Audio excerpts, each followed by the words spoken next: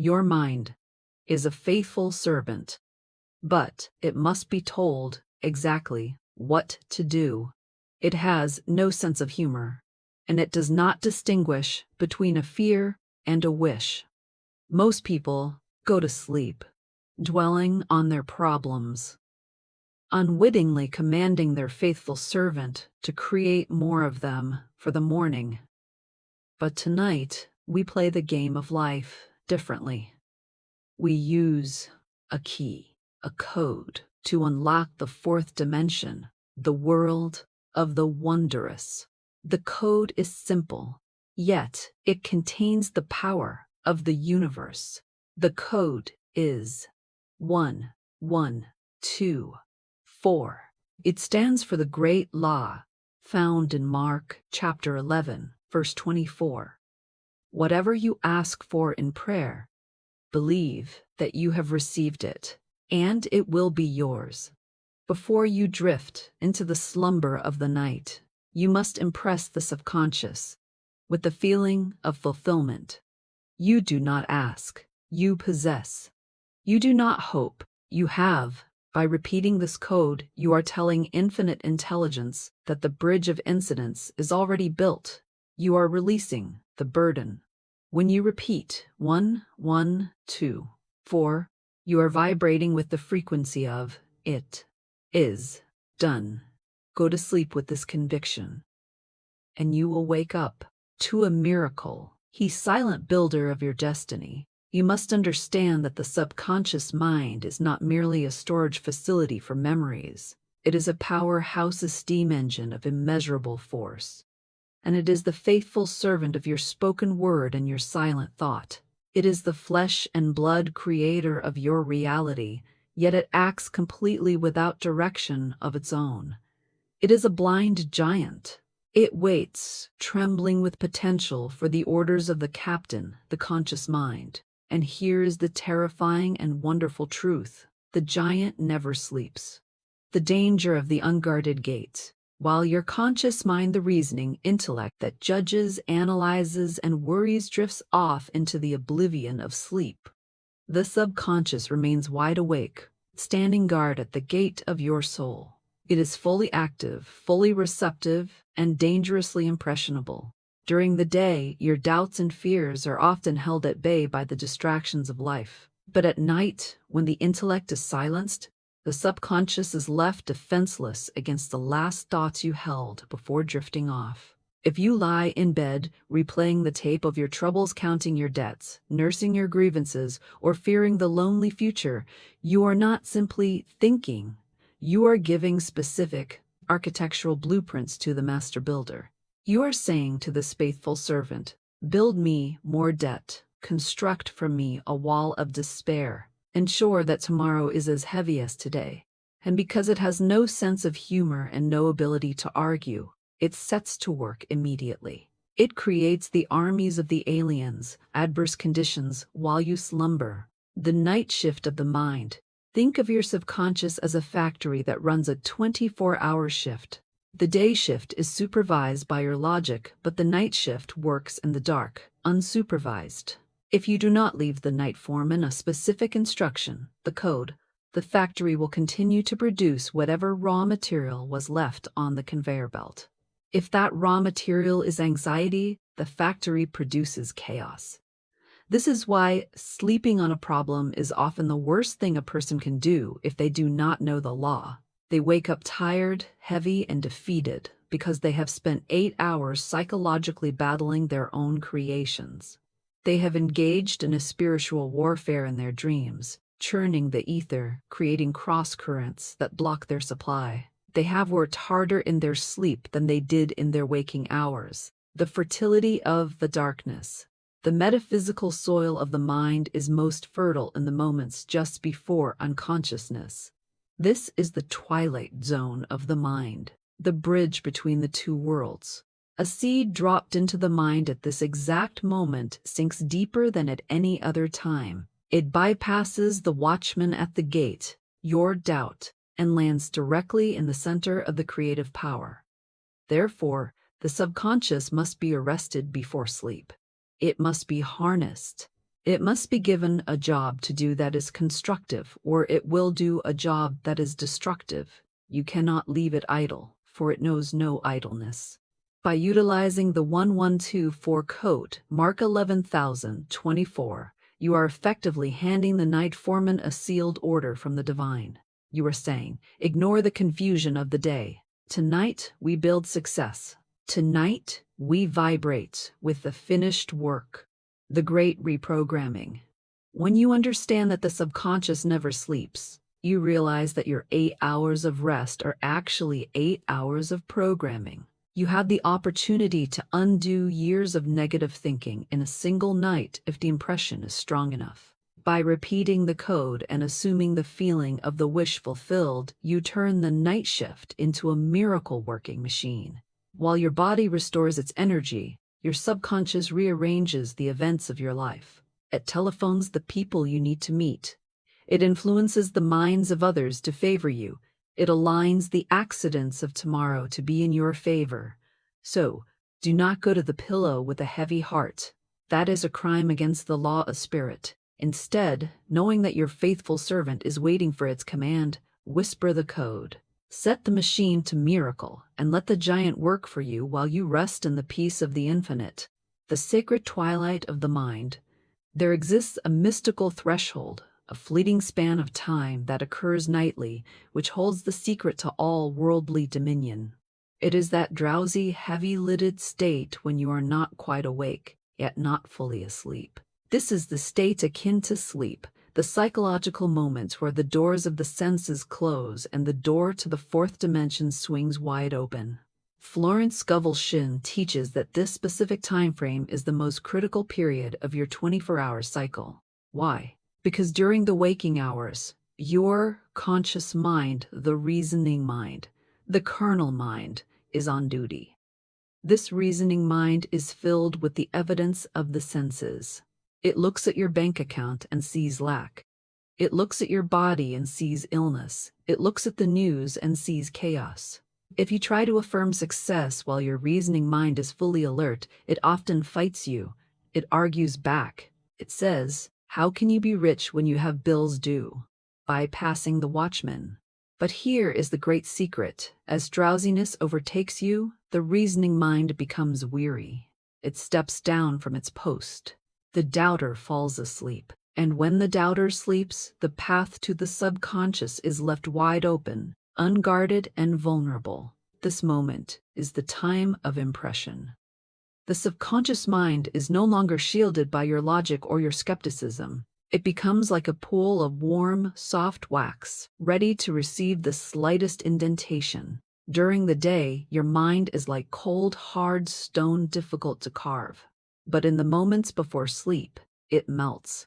Whatever you drop into this melted wax, be it a fear or a word of faith, will harden into your reality as you sleep, and you will wake up trapped in the mold you created.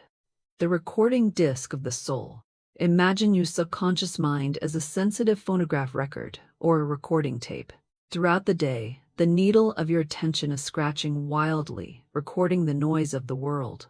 But at night, just before the needle lifts, you have the power to record the hit song of your life. If the last conscious thought you have before losing awareness is the code 1124 or the feeling of "it is done," you are pressing the groove of success into the record. The subconscious plays this record over and over again for 8 hours while you slumber. It vibrates to this tune. It washes your cells, your nerves, and your aura in the frequency of fulfillment. However, if your last thought is, "I don't know how I'm going to make it," you etch a deep groove of failure. The subconscious obediently plays the symphony of sorrow all night long, and you wake up feeling heavy, anxious, and depleted, for you have been listening to a dirge in your sleep. The spiritual commuting scripture tells us, "Commune with your own heart upon your bed and be still." Psalm 4:4. This is a scientific formula for manifestation. The bed is not merely a place for the body to rest. It is the altar where the spirit is renewed. When you enter this time of impression, you are effectively commuting from the world of effects to the world of causes. You are leaving the screen of life to go into the projection room to change the film. You cannot change the movie while staring at the screen, the waking world. But you can change it in the projection room, the state akin to sleep. The strategy of the drowsy state. You must learn to utilize this drowsiness constructively. Do not fight the sleep, ride it. As you feel the waves of sleep washing over you, do not let your mind wander into the random debris of the day's events. That is a waste of spiritual power. Instead, summon the code. Bring Mark 11,024 to the forefront. In this relaxed state, you do not need to force the thought. Effort is fatal here. You must simply float the idea of 1124 upon the tide of sleep. Let it be the last thing that slips through your fingers as you let go of the world. By doing this, you ensure that your faithful servant has its marching orders. You are successfully impressing the unconditioned, formless substance of the universe with a specific demand. The morning harvest, remember this. The morning is the harvest of the night. If you plant thistles before bed, do not expect to wake up to roses. If you plant the seed of the code, the absolute conviction that it is received, you will wake up in a new world. The time of impression is your opportunity to be a magician, to wave the wand of the word over the chaos of your life and bring about divine order. Do not waste another night. Impress the great within, and the without must follow. When we speak of the code 1124, we are not speaking of numerology, nor are we speaking of a lottery number. We are speaking of a spiritual shorthand, a key that unlocks the greatest metaphysical library known to man, the Holy Bible. The mind often struggles with long sentences when it is tired, but it grasps a symbol or a number with ease. The number 1124 is the abbreviated address for Mark chapter 11, verse 24. This specific verse is not merely a poetic suggestion. It is the Magna Carta of Christian metaphysics. It is the ultimate formula for creation. Jesus Christ, the great metaphysician, laid down the law clearly. Therefore I say unto you, what things soever ye desire, when ye pray, believe that ye receive them, and you shall have them. To the unawakened mind, this sounds like a contradiction. How can one believe they have received something that is visibly absent? But to the student of truth, this is the law of assumption in its purest form. The great error of future tense. The reason most prayers go unanswered, and why most people go to sleep in anxiety and wake up in lack, is that they are praying to a God of the future. They say, I hope this will happen, or God, please make it so someday. The code 1124 is the antidote to the poison of the future tense. You must understand that infinite intelligence knows only the eternal now. There is no time in the divine mind. To say is to admit, I am sick now. To say I will be rich is to affirm I am poor now. The subconscious mind, which is the servant of the law, takes you at your word. If you affirm the future, it keeps your good in the future. It becomes the carrot on the stick. Always just out of reach, always coming soon, but never arriving. Mark 11:24 destroys this delay. It commands a grammatical impossibility that becomes a spiritual reality. You must have it before you get it. You must occupy the state of possession before the object appears in the external world. The code as a spiritual anchor. Why do we use the numbers? Because the intellectual mind is a lawyer. If you recite the full verse, your intellect may start to argue with the words. It may say, but I don't see it. How can I believe I received it when my pockets are empty? The intellect fights the logic of the sentence. But the code, 1124, bypasses the argument. It acts as a trigger. When you say 124, you are signaling your spirit to align with the frequency of the verse, without triggering the resistance of the logic. It is a way of saying, it is done, without engaging in a debate with your senses. It stands for the finished work. It represents the fourth dimension, where the thing desired is already a reality, waiting to be pulled down into the third dimension by your faith. The distinction between begging and claiming. Mark 11:24 changes the very nature of prayer. For centuries, man has begged. He has beseeched a distant God to change his circumstances. But the law of 1124 teaches us that we do not beg God, we align with God. God is the giver and the gift. The supply is already there. If you ask for water, the water is already given. You simply need a vessel to catch it. Your belief that you have received is the vessel. If you do not believe you have received, you are holding a sieve, not a cup. All the water in the universe flows through it, and you remain thirsty. Repeating this code is an act of spiritual claiming. It is akin to a person holding a title deed to a house they have not yet walked into. They may not be standing in the living room, but they hold the deed, and therefore they own the house. Mark 11:24 is your title deed. The vibrational shift. When you use this code, you are shifting your vibration from wanting to having. Wanting is a vibration of lack. It pushes the object away. Having is a vibration of gratitude. It magnetizes the object to you. The universe abhors a vacuum, but it loves a vacuum that is filled with faith. By repeating 1124, you are filling the vacuum of your desire with the substance of faith. You are telling the universe, I am not waiting for the evidence of my senses to tell me I am safe, rich, loved. I am declaring it is so by the power of the word. The supreme command so. The code is scriptural law condensed into a laser beam of intention. It is the refusal to accept appearances. It is the audacity to stand in the face of debt and declare wealth. It is the courage to stand in the face of sickness and declare health. When you take 1124 into your sleep, you are taking the sword of the Spirit into the darkness. You are cutting the cords of limitation. You are standing on the rock of truth, which says whatever you ask for is already yours. This is not just a number, it is the formula for miracles. The world of the wondrous. Most people live their entire lives trapped in the three-dimensional world. This is the world of limitation, the world of matter, the world of hard facts and cold realities. It is a world governed by time, space, and obstruction. In this heavy realm, if you want to move a mountain, you must bring a shovel. If you want wealth, you must toil. If you want love, you must search. It is the world of woe. But Florence Scovel Shinn speaks of another realm, a realm that interpenetrates our own, closer than your breath, yet invisible to the physical eye. She calls it the world of the wondrous. This is the fourth dimension. It is not a place you travel to on a rocket ship. It is a frequency you tune into with your mind. It is the realm of the perfect idea, the storehouse of the universe. You must understand that nothing originates in the physical world. Everything you see, the chair you sit on, the house you live in, the car you drive, was once a thought. It existed in the fourth dimension as a mental image before it hardened into three-dimensional matter. The fourth dimension, therefore, is the great storehouse of the universe. It is the realm where your divine design awaits you. In this dimension, the job you want is already yours. The health you seek is already established. The money you require is already counted. It is not coming into existence.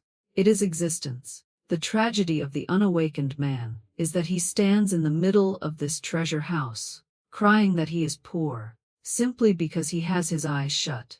He is looking at the blank wall of the third dimension, oblivious to the open door of the fourth. Piercing the veil of matter. The goal of the code 1124 is to pierce the veil. The three-dimensional mind creates a hard shell around you, a shell of doubt, fear, and reason.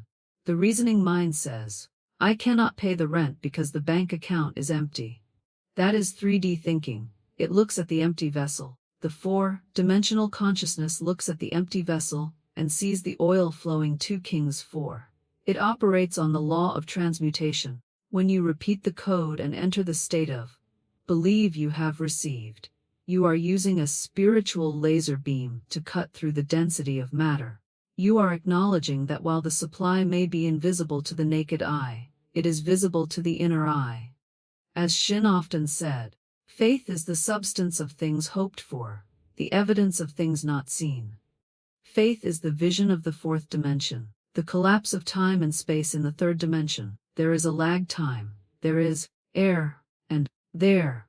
To get from here to there takes effort and time. But in the fourth dimension, there is only here and now. When you contact the fourth dimension through the code, You collapse time. You step out of the waiting room of life. You realize that the only thing separating you from your desire is a thin veil of thought. The moment you truly accept the reality of the fourth dimension. The moment you accept that your good is a present fact. The manifestation must rush to meet you. It is law. The water must flow when the tap is opened. This is why miracles often happen in the twinkling of an eye. A miracle is simply a fourth dimensional law overriding a third dimensional law. It is the higher law canceling out the lower law, just as the laws of aerodynamics override the law of gravity, allowing a heavy metal plane to fly. The projector and the screen. Think of the fourth dimension as the film projector, and the third dimension as the movie screen. If you do not like the picture on the screen's your life, it is useless to run up to the screen and try to scrub off the images with a cloth. You will only tear the screen. You must go back to the projector. The code is your way of changing the film reel. When you go to sleep repeating 1124, you are entering the projection room. You are loading the reel of success. You are loading the reel of health. You are ignoring the distorted images on the screen of your waking life and focusing entirely on the source of the image. The magic purse accessing the fourth dimension is like possessing a magic purse that can never be emptied. It is the realization that supply does not come from a job, or from a person, or from the government. Supply comes through these channels, but it comes from the fourth dimension's God. If one door shuts in the 3D world, the 4D consciousness does not panic.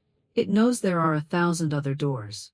It knows that infinite intelligence is ingenious and can find a way where there is no way. By repeating the code, you are tuning your radio receiver to the station of abundance.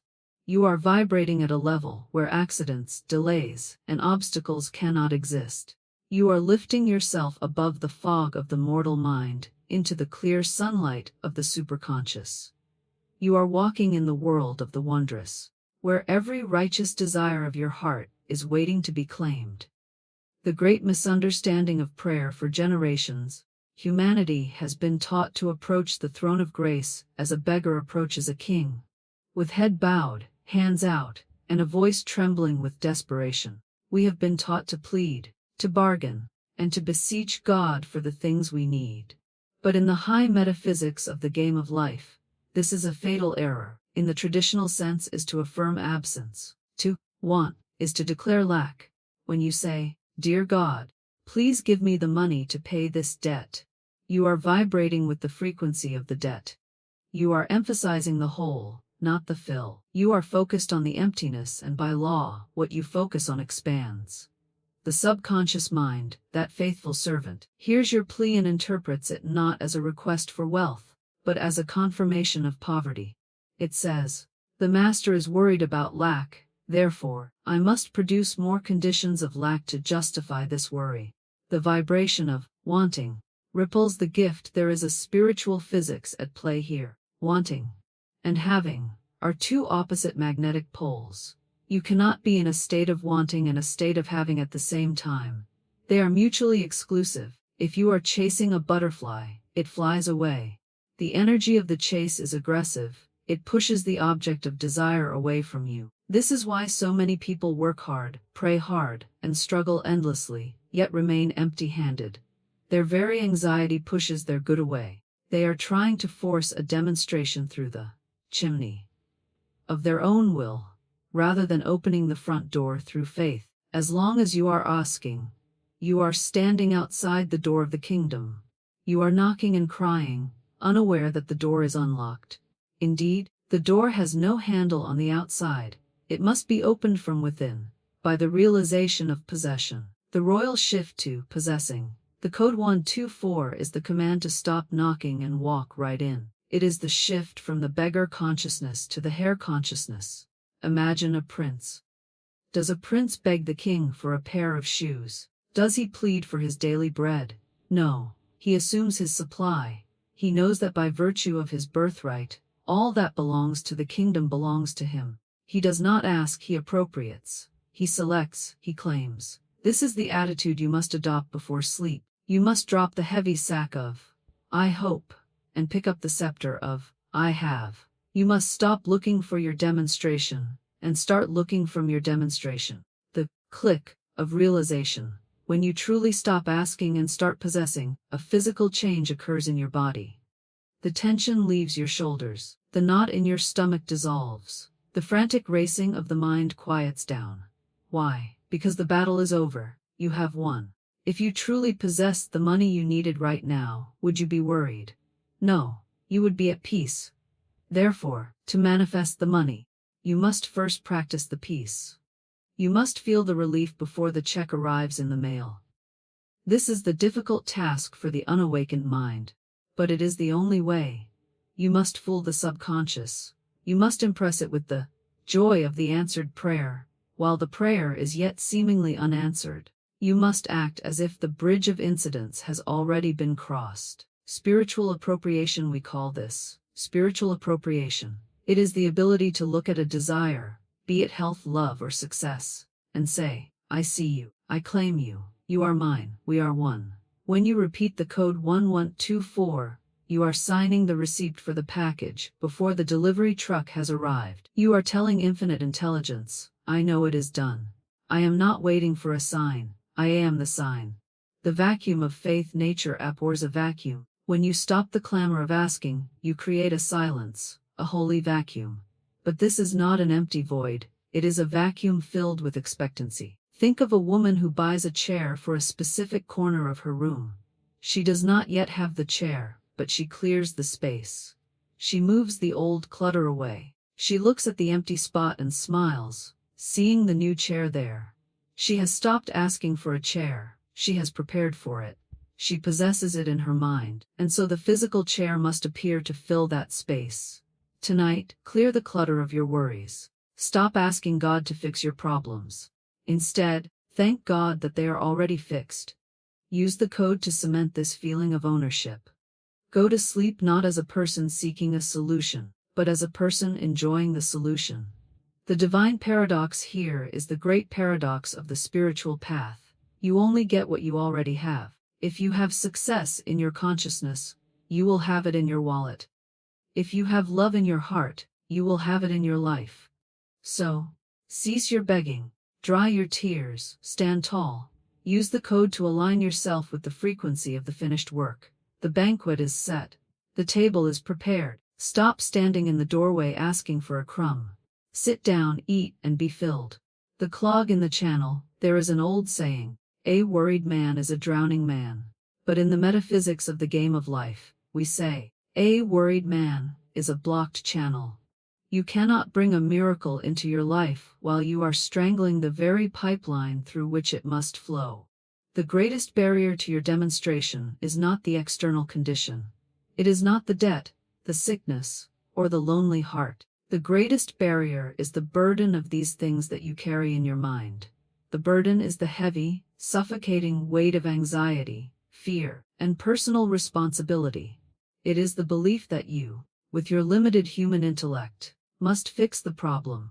As long as you carry the burden, the superconscious mind cannot work. You are clogging the wires. You are standing in your own light.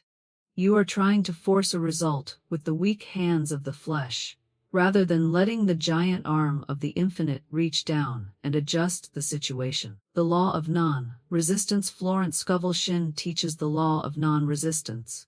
This suggests that what you resist persists. If you go to sleep fighting your problem, wrestling with it, hating it, wondering how to kill it, you are actually feeding it. You are giving it your life force. You are making the army of the aliens stronger. 2. Release the burden. Is to stop the battle. It is to follow the command given to Jehoshaphat. Why shall not need to fight in this battle? Set yourselves, stand ye still, and see the salvation of the Lord. When you use the code 1124, you are declaring a truce. You are saying, I am no longer fighting this situation. I am transcending it. You are taking your hands off the steering wheel so that the divine driver can steer you away from the cliff. The spiritual baggage check. Imagine you are about to board a great train for a long journey, the journey of sleep. You are carrying heavy trunks, suitcases filled with rocks, and bags of cement. These represent your worries about the future and your regrets about the past. If you try to drag all this luggage onto the train with you, you will be exhausted. You will not rest. You will spend the entire journey guarding your bags, terrified they will be lost. The code 1124 is your baggage check ticket. When you arrive at the station of sleep, you must hand these heavy bags over to the porter, infinite intelligence. You say, "Here, take these. They are too heavy for me." You carry them. Once you hand them over, you hold only the small ticket, the coded. You do not run back to the baggage car to see if the bags are still there. You trust the porter. You go to your seat, you relax, and you sleep. If you wake up in the middle of the night and start worrying again, you have essentially run back to the baggage car and dragged the heavy trunk back onto your lap. You must drop it again immediately. The knotted shoelace effect. Have you ever tried to untie a knot in a shoelace? If you pull at it frantically with anxiety, the knot only gets tighter. The harder you pull, the harder the knot becomes. This is exactly what happens when you dwell on your problems before sleep. Your anxiety tightens the knot of the condition. To release the burden is to let go of the strings. When you relax, when you stop pulling, the divine intelligence can slip in and effortlessly untie the knot. The solution to your problem often requires a divine twist, a coincidence or an opportunity that your reasoning mind could never plan. But this twist cannot happen if your fingers are in the way. The act of renunciation, releasing the burden, is an act of renunciation. You must renounce the idea that you are the provider of your supply. You must renounce the idea that you are the healer of your body. You are not. The kingdom of God is within you, and it is the provider, it is the healer. When you repeat 1124, you are essentially resigning from the job of general manager of the universe. You are admitting, "I cannot fix this, but I know a power that can." This humility is not weakness, it is the ultimate strength. It connects you to the dynamo of power. Cast it or carry it, the Bible says. Cast thy burden upon the Lord, and he shall sustain thee. It does not say share the burden. It does not say ornalize thy burden. It says cast. To cast means to throw with force. You must heave the weight of the worry off your shoulders and into the invisible arms of the infinite. You must do this with a sense of finality. If you cast the burden, you will feel lighter. Your sleep will be deep and dreamless, or filled with happy dreams. You will wake up refreshed. But if you carry the burden, you will wake up with a morning headache of the soul. You will feel old. You will feel the weight of the world before your feet even touch the floor. The nightly ritual of release. So, tonight, make this your ritual. As you lay your head on the pillow, visualize the problem, wrap it up in a mental package, tie it with a string, and then as you whisper 1, 2, 4, mentally hand that package to the God self within. Say to your subconscious, "I leave this with you. I am going to sleep in peace. I expect it to be solved when I wake." Then, refuse to pick it up again. If the thought comes back, say, "No, I have checked that bag. I no longer carry it." By releasing the burden, you free the hands of God to work the miracle. You cannot be a victim and a victor at the same time. Drop the cross and take the crown. The universe as a sea of energy, you must come to the realization that the world you live in appears solid, but it is not solid. It is fluid. It is made of energy, of light, and of vibration. Science tells us that the chair you sit upon is merely a collection of atoms vibrating at a specific rate to create the illusion of hardness. The metaphysics of the game of life teaches us that your circumstances are also merely a collection of thoughts vibrating at a specific rate to create the illusion of destiny. Every man and woman is a radio station. You are constantly broadcasting a signal into the ether, and you are constantly receiving a signal back. This is the law of vibration. You cannot broadcast the signal of despair and expect to pick up the station of miracles. It is a mechanical impossibility. To hear the music of success, you must tune the dial of your soul to the frequency of success. The code as a tuning fork. The code 1124 is not a magic spell. It is a tuning fork. When you strike a tuning fork, it hums at a perfect, unwavering pitch. Any other instrument in the room that is tuned to that same note will will begin to vibrate in sympathy. This is called sympathetic resonance. When you lie in bed and mentally chant 1124, you are striking the tuning fork of the divine.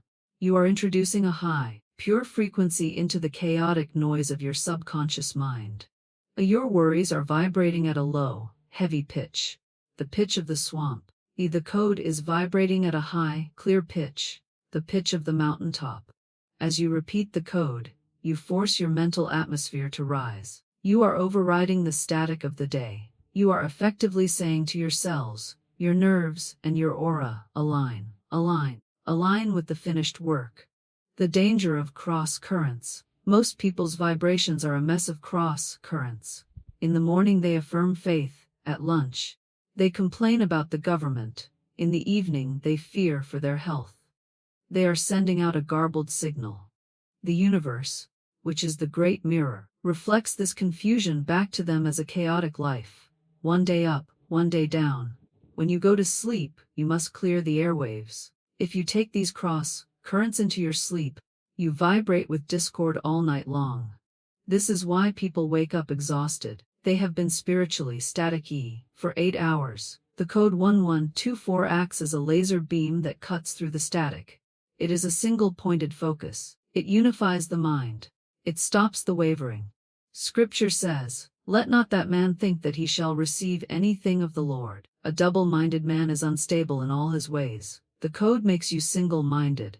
It aligns your vibration to the single note of Mark 11:24 received. The magnetism of the soul. You are a magnet. This is not a metaphor, it is a fact. You are constantly drawing to yourself the people, situations, and objects that match your vibration. If you vibrate lonely, you repel love. If you vibrate poor, you repel gold. If you vibrate victim, you attract tyrants. But the moment you shift your vibration to, "It is done," 124, you reverse the polarity of the magnet. You become a magnet for blessings. Suddenly, the phone rings with good news. Suddenly, a stranger offers you a hand. Suddenly, the money appears from an unexpected quarter. Why?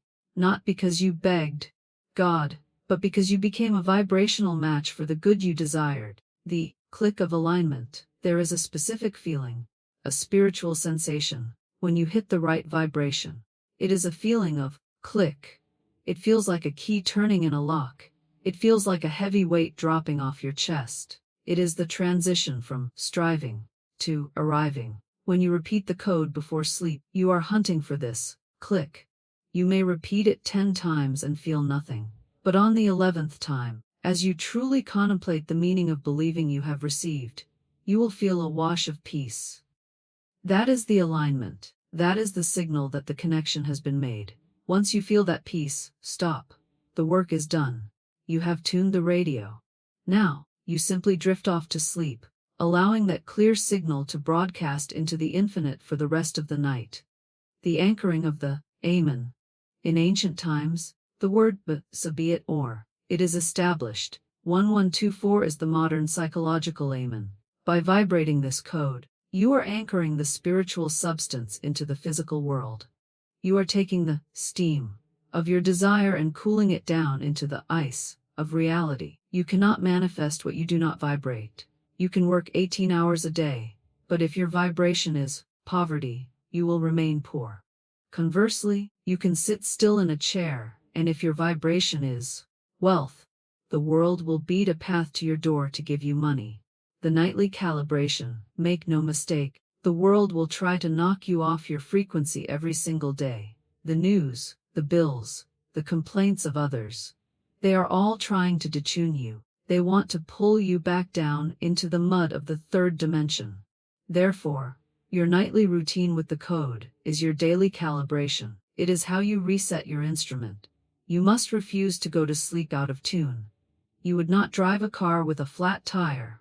Do not sleep with a flat vibration. Pump it up with the word. Inflate your spirit with the code. Vibrate at the level of the miracle, and the miracle must manifest. It is the law, the harvest of the night. There is a spiritual law that runs parallel to the laws of agriculture. The harvest depends entirely upon the seed. If a farmer plants corn in the darkness of the soil, he does not wake up surprised to find corn growing. He expects it. He knows the earth has done its work, so it is with the mind. The night is the season of planting. The sleep is the gestation in the dark soil of the subconscious. And the morning is the harvest. When you have faithfully utilized the code 1124, when you have successfully impressed the subconscious with the conviction that it is done, you cannot wake up to the same world you went to sleep in. It is impossible. You may wake up in the same bed, in the same house, but the atmosphere of your life will have shifted. You have set new causes in motion, and the morning brings the first fruits of the effect. Scripture tells us, weeping may endure for a night, but joy cometh in the morning. This is not a poetic hope, it is a metaphysical promise. The click of the new day, the first sign of the morning miracle, is not always external, it is internal. It is the absence of the morning dread. We all know the morning dread. It is that heavy, sinking feeling that hits the stomach the moment consciousness returns. The memory of the debt, the illness, or the conflict rushes back in to strangle the new day. The unawakened man wakes up and immediately puts on his garment of sackcloth. He sighs, oh, another day of struggle. But the student of the code wakes up differently. Because the subconscious has been marinated in the vibration of victory for 8 hours, you wake up with a sense of lightness. You wake up with a divine hunch that something good is on its way. You feel a thrill of expectancy. This is the click.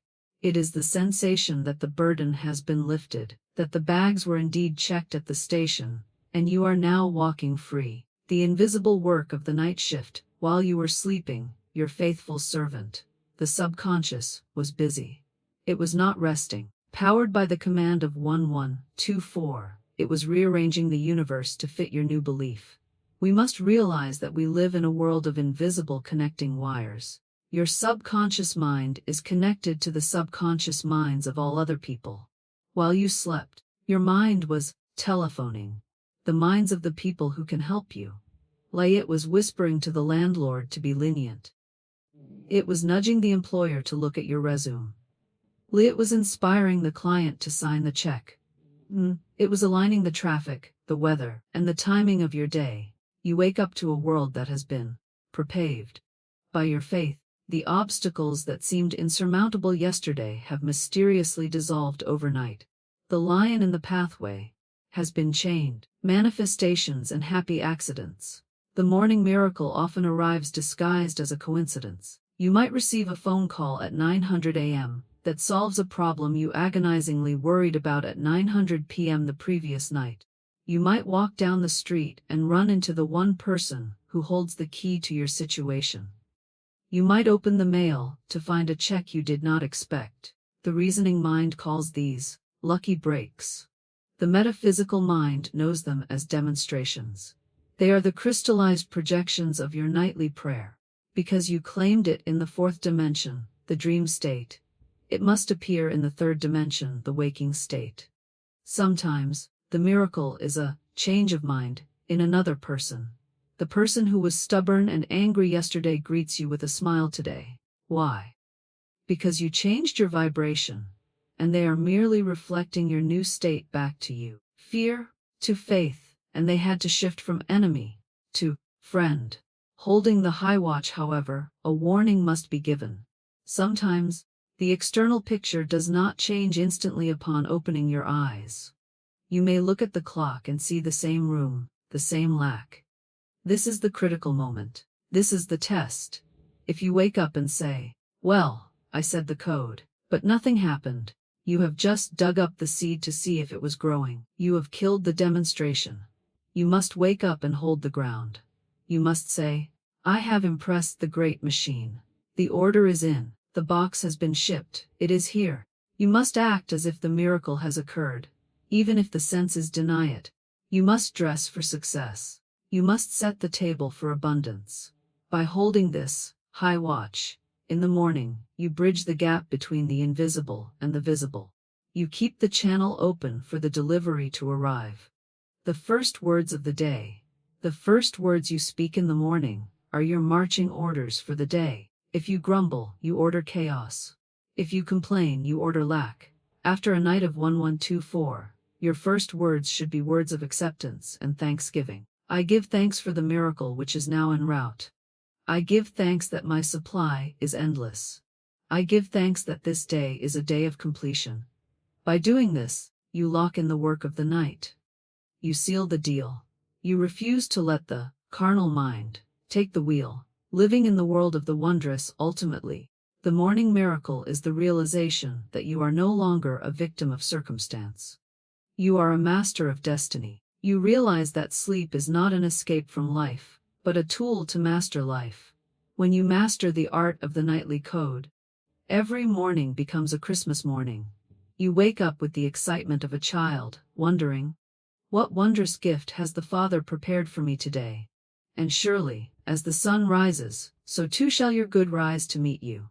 You will walk in the magic of the presence, and you will see that the walls of Jericho have fallen while you slept.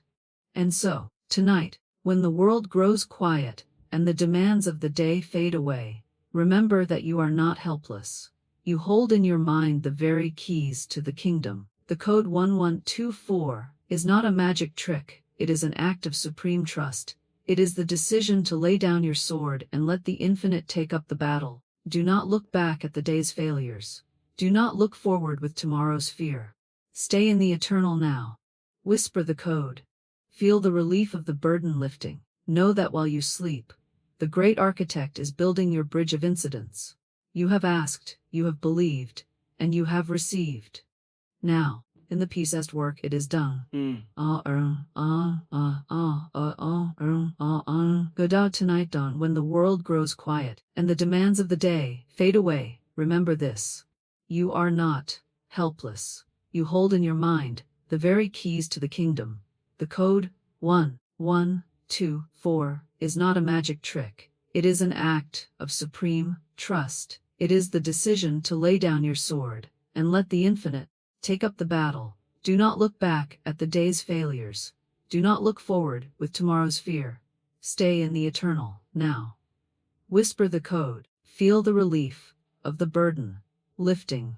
Know that while you sleep, the great architect is building your bridge of incidents.